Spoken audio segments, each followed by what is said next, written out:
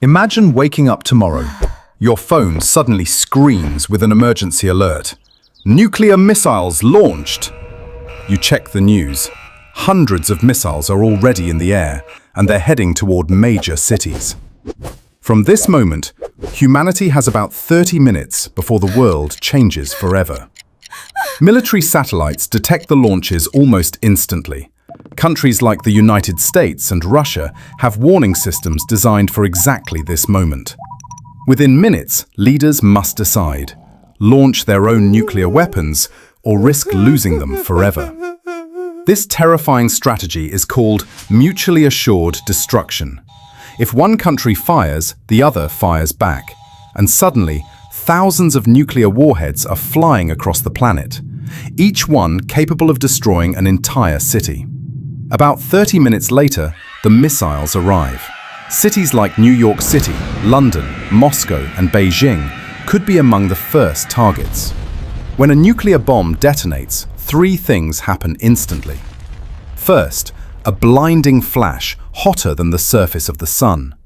Second, a massive shockwave that flattens buildings for miles. And third, a firestorm that turns entire cities into oceans of flames.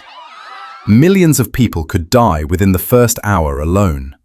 But the destruction doesn't stop there. Within days, the world begins to collapse.